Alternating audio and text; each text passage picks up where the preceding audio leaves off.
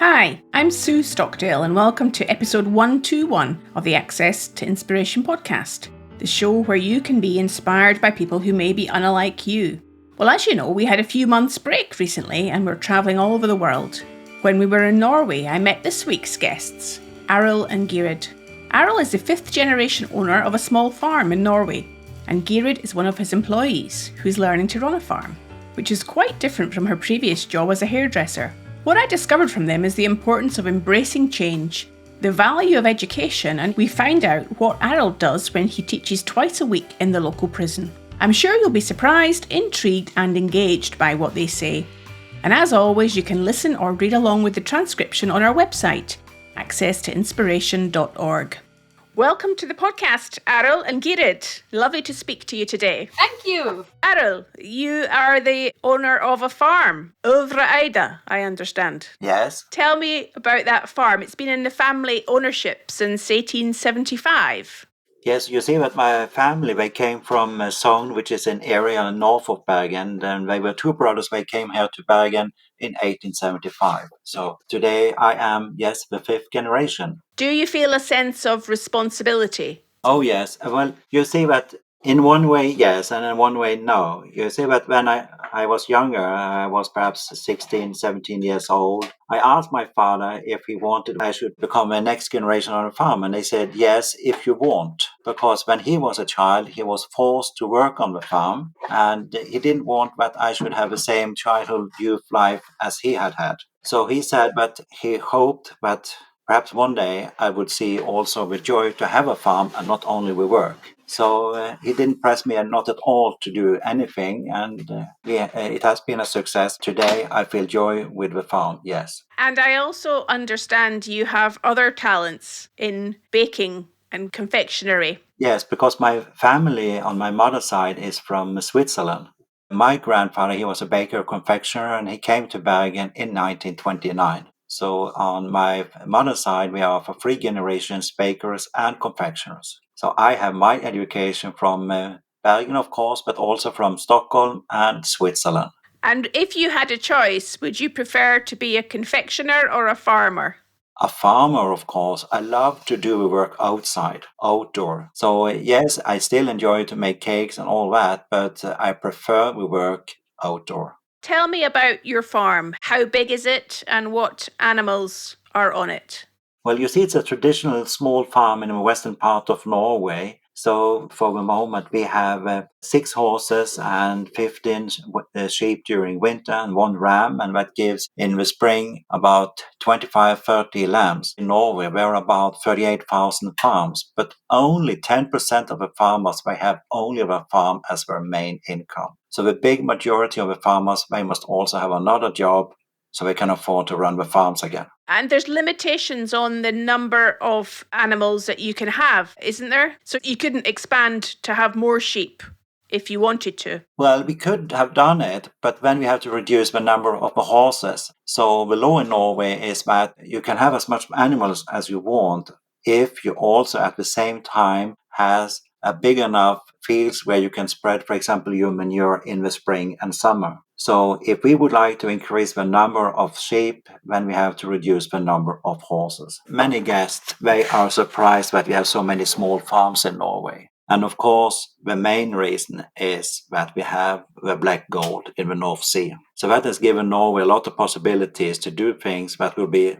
difficult in some other countries. So therefore, when you are cruising in Norway, you will see farms absolutely everywhere. You saw even farms up in Tromsø and Alt. And of course, if we were thinking about climate and economy, then of course there should not be any farms up in the north of Norway. But we have a black gold and we found it in 1969. And if you go to our parliament in Oslo, Stortinget, and it doesn't matter which party you go to, from the left to the right, they are all agreed about one thing, that they want to have farms absolutely everywhere in Norway. And if you would like to have it like this, then of course you must use some of the black gold from the North Sea. So I think this is very important to tell people visiting Norway, so then they can better understand why we have small farms absolutely everywhere in Norway. If you go to Sweden, it's just the opposite. In the north of Sweden, we have nearly nothing left. They don't have a black gold. They don't have the same possibility as Norway. And we in Norway, we should be more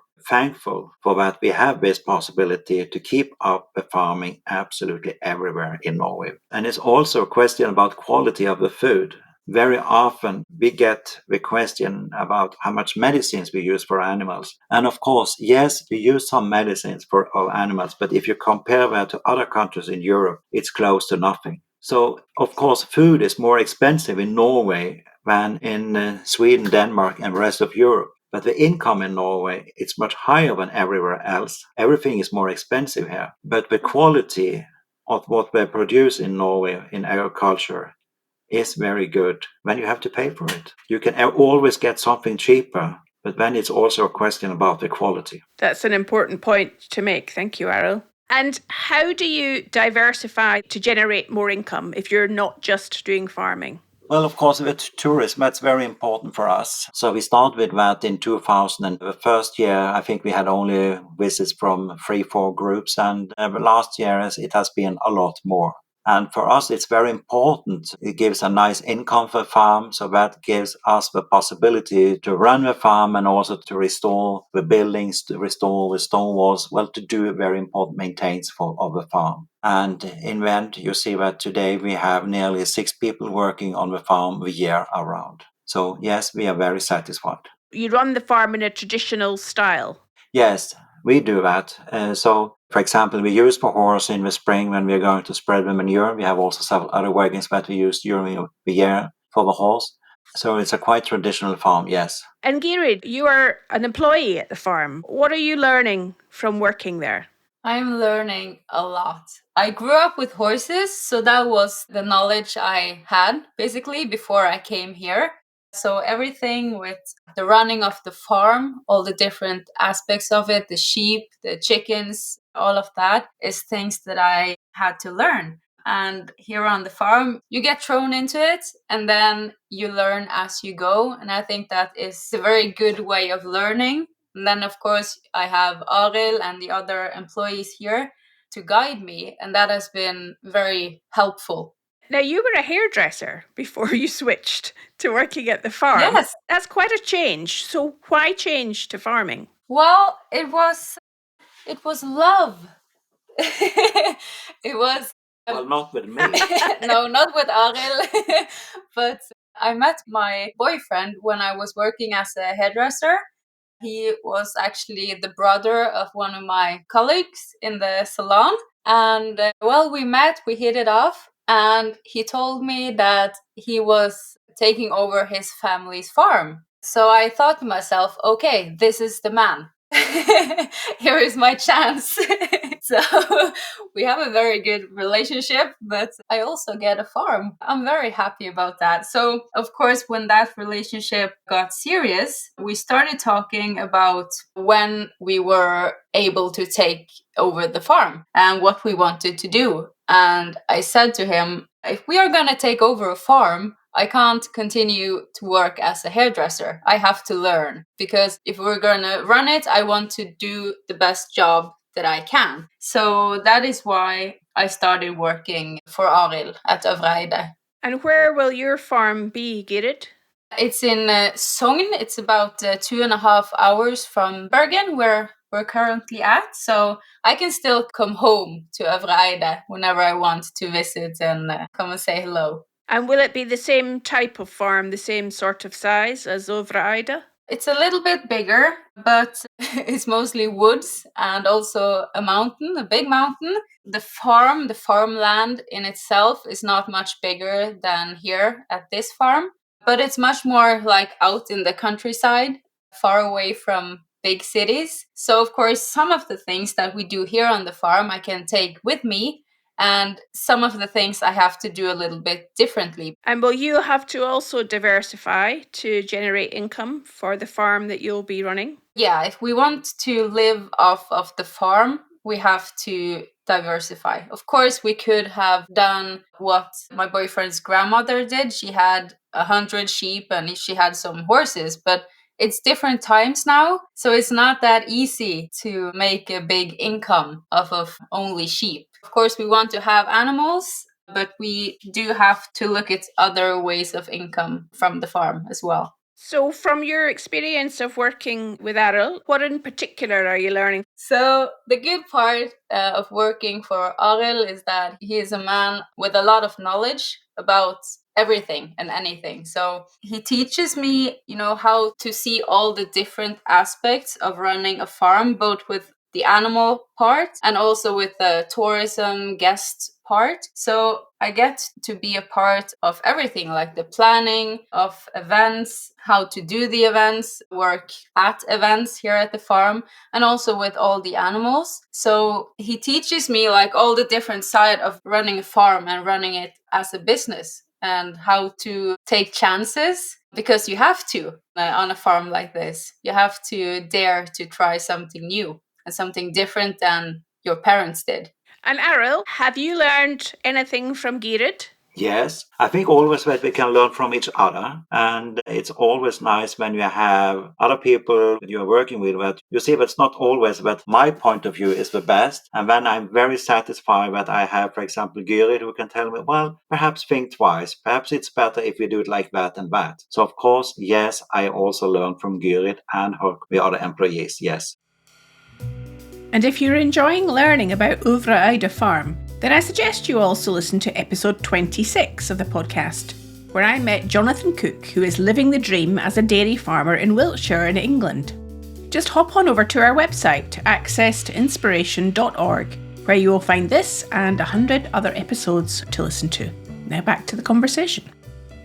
I know that education is quite important to you, Arild, because twice a week you work at Bergen prison. What do you teach there? Well, I teach inmates who would like to learn more about cooking, especially how to make bread and cakes. So in the class, I have from 2 to 8 students every day. And they're always very keen on to learn more about cooking because, you see, perhaps they don't know so much when they come to the prison, but it's very nice for them. But perhaps later, when they're coming out in the society again, perhaps we can make a cake, we can make a bread for the family, for the children. So it's very popular to participate in these courses. Yes, absolutely. And there's quite an interesting philosophy that Norway has for rehabilitation of prisoners. Yes, in Norway, perhaps if you compare to other countries, we spend a lot of money in our prison system, and especially in education, because we think that if the best way to rehabilitation for an inmate, that is that they know a little bit more when the day come when they leave a prison, when the day when we came to a prison. And in Norway, about 20% of the inmates they come back, and we think that's too many, but if you compare it to other countries, they will say that's marvelous. So I have former students who today work as chefs. Some of them they work as a chef on a fishing boat, and their income is 2 or 3 times more than my income, but we are both very satisfied. And it gives me a lot to see former students that they make a nice career later. Yes, it's marvelous. Where do you get the sense of satisfaction from working twice a week in the prison? What do you hope is that impact? Well, it is that you give people hope. In this prison, we have people who are only for 60 days, but we can also be there for 5 years. But to give them the hope that if you pass some education, you will have a better chance to get an ordinary life out there in the society. To work with people who would like to really to do something, it gives me a lot. It gives me a lot. And you see, for example, now we have been 3 days skiing with some of my inmates. We have been at Myrkdal, and that is just between Bergen and Flom in Sogn. And you see that the inmates, they have been working for this tour. We have in the prison, we have something that we call student-run business. So the inmates, they have produced cakes for sale, and for the Christmas 23, we sold cakes for about 12,000 euros. And of course, we had a nice profit, and we have used the profit to go skiing. So we were 3 inmates, 1 guard and me. We went to a nice hotel, stayed there for 3 days skiing, wonderful weather, and everyone was so happy. And I'm assuming that they went back to prison afterwards. Of course, we want to learn more. That sounds like quite a feat to take your prisoners and the guard and yourself to go off skiing. Yes, but you see, also for Christmas, we do another thing. For Christmas, we have a tradition that we invite all the inmates who are going at school in the prison. They come to our farm for have a Christmas dinner. So last Christmas, well, my students, they prepare the dinner, and we had 60 inmates, 3-4 guards in the barn, and we serve them Christmas food. And of course, that's also very popular. Wow, that sounds amazing. It sounds like there's lots of ways that you're educating and inspiring these people in prison, I'm thinking. Yes, but you see, it sometimes you feel a little bit sorry because in the summer or in spring and the summer, you meet an inmate that you have had some years ago, and the first question they ask me is, "Are we going to have a Christmas dinner at your farm in December?" And yes, we are going to do it. But then you see that this Christmas dinner is very, very important for them. And I think it's important for every people. Most of us, we love to go out with some friends, perhaps family, to have a Christmas dinner somewhere. Perhaps you go to a restaurant or you go to visit someone else. And it's also important if you are in a prison that you can tell someone else, yes, we had also a Christmas dinner. We went to a farm. We had a really nice time. We were 60 people, 60 guests in a barn, and Christmas dinner, Christmas songs. So it gives them the hope for a better future. Yeah, that sounds really fascinating, giving people a sense of self-worth. Yes. And Gyrid, I'm hearing now about Christmas dinner on the farm and there's a barn. What are some of those activities that you are involved in to generate that extra income? Well, I am involved in almost every aspect here on the farm. So we do weddings, we do baptisms, we do Christmas dinners, we have birthday parties for kids, farm visits, of course, all the tourism. We have riding tours up in the mountain, and also school classes and kindergartens that come here, elderly centers that come. So it's a lot of different activities here on the farm that I get to be a part of. It almost sounds to me that there's a bigger message about education and inspiration, with the farm being at the heart of it. Yeah, absolutely. I worked a lot with the school classes that come here. We have some school classes with special need kids that come here once a week to get a break from the classroom. And they join us in all the daily work with the animals, the sheep, the horses, chickens. So there is a big focus on using the farm not only for Arild and his income, but also for the area, the people living around here, families, schools.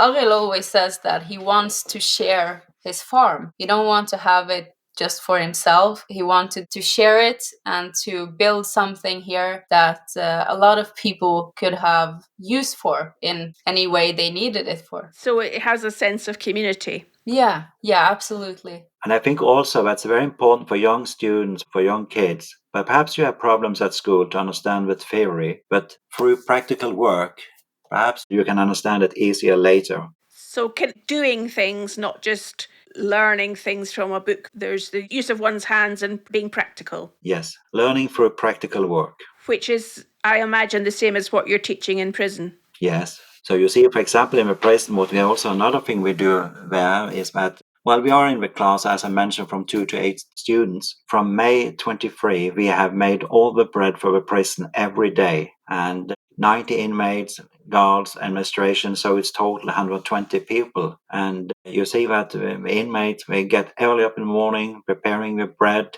And so therefore we have fresh bread 7 days a week. And for Christmas and Easter, we make all the sweets. And of course, to make sweets, cakes for 10 people, that's one thing. But to make cakes and desserts for 120, that's something totally different. And of course, when you have done that, you have learned a lot. You get a nice experience. So that's why I can ask restaurants in Bergen if I can open the door for one of the inmates so they can learn more about cooking and, for example, in the end, pass the exam to become a chef or a baker. So you're really helping them to continue to be educated in different ways. Yes, we try to do our best. What gives you greatest satisfaction out of all the activities that you do, Arild? Well, I am very happy when we can share our farm with other people, when they show interest in what we are doing, when we can have nice talks We can tell about Norway, and you will always see that in every country there are positive and negative sides of living. But in the end, we can always learn from each other. To see that gives me a lot of satisfaction, yes. And given that farming these days may not be top of the list for young people to have as a career choice, to both of you, how do you think a life in farming can be made appealing and interesting for those who might want to think about it as a career option? Well, I think that is very important. If you want to have a next generation on the farm, of course you must tell about the work, but you must also remember to tell about all the joy that the works give you. And many farmers in Norway may continue to do exactly the same as their father, their grandfather did. But like the situation is in Norway and Europe now, I think that you have to open your eyes and try to look for other possibilities. So therefore, I have a big hope for the future for the Norwegian farming, but you must try to do something else. You cannot continue on the same track as, for example, your father and grandfather has done. If you are positive to try something else, then it's hope for you. If not, well, then life can be a little bit too difficult.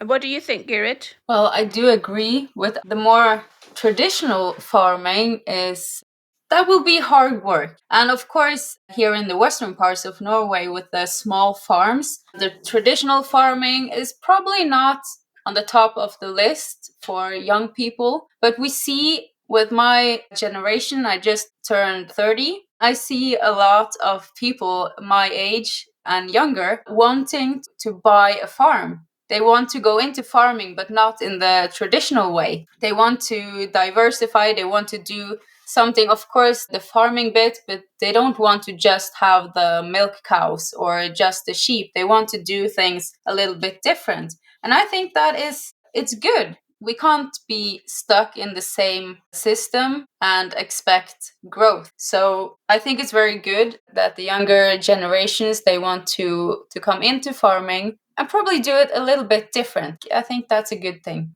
So I'm getting a sense of a little bit of risk-taking, being entrepreneurial, new ideas. Arild, are you the one that comes up with all the ideas? I will not take responsibility for every idea what we have here, but many of them. And sometimes my colleague says, "Well, that was not the best you have said the last days, but let us try something else."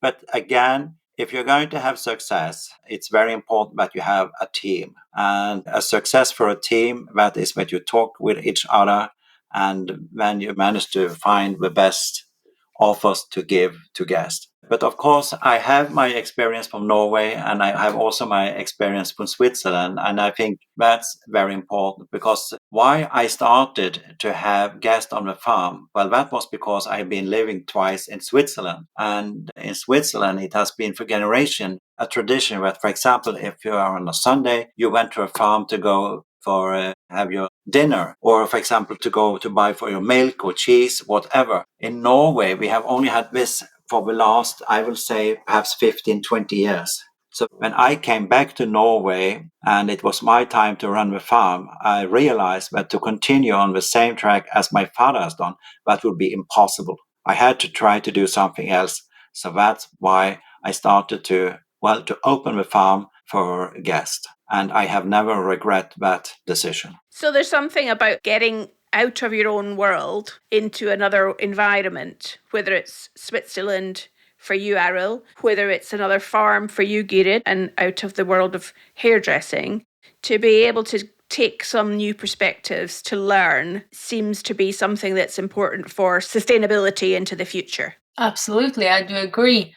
You have to get out of your comfort zone to achieve bigger things. So what Arild, with everything he has experienced, that creates the foundation for him here at the farm. He knows what's working, what's not. And of course, you need to dare to take some risks. And of course, not everything works. And then something works very well, as it has here on this farm. I would like to say that as long as you have a possibility to sometimes to take 2 steps forward and 1 step behind, then we must be satisfied. If we went forwards 10 years from now, what do you hope you'll be doing then? Well, I hope that I'm still here on the farm, that we have guests, that I have my work in the prison, and perhaps when I have a week off or 2 weeks off, that I can go on a cruise. How about you, Gyrid? What do you hope to be doing in 10 years? In 10 years, we will be living on our own farm, hopefully doing a little business out of it, get it up and running. Then my kids will be all grown up. They would have moved out in 10 years, hopefully. So that opens up a lot of free time as well. So then I have a lot of time to use on the farm and for new projects and everything. So I'm looking forward to the next 10 years. And we hope that Gyrid, when she has time, that will do some part-time working for us when she is in Bergen. Yes, I do need to have a job besides running the farm, Arild. Yeah. I have one more question. What would be your piece of advice you would give to somebody to encourage them to step out of their comfort zone and to take a risk? Well, what's the worst thing that can happen? But I think that if you really want to achieve something, if you really want to do something, if it's possible, you should try it, you should go for it, because otherwise you're gonna sit at the elderly center when you're 90 and you're gonna regret all the things that you didn't do. And I have to do a little pep talk to myself also all the time to be like, okay, Gyrid, you can do this. And if it fails, it's okay, then we'll try something else. I think people think that it's dangerous to do something that you don't know the outcome of. But the worst thing that can happen is that you're back to the situation you are in now. But that's the only thing you can do. You have to try, you have to go for it if it's something that you really want to achieve. And Arild? I would say, yes, please do it. Because you know the famous song from France, Je ne regrette rien. I will say that to regret when you are getting old, why didn't I do that and that? That's too late. And so therefore my advice is do it. And of course, before you make the final decision if you're going to do that and that, of course you have to do some research, but try and do the best out of it. Well, thank you so much for your time today and sharing your insights with our listeners so that we can learn a little bit more about Norway and farming and being enterprising. Well, thank you so much for having us. Thank you very much. Thanks to Arild and Gyrid for their insights into farm life in Norway and some new perspective on the prison system in Norway too. Well, let us know what you enjoyed about this episode. Send us a voice note or a message via our website. And you can subscribe to the podcast too, so that you'll easily get notified about new episodes. I'll be back again next week with another inspiring guest. Hope you can join us then.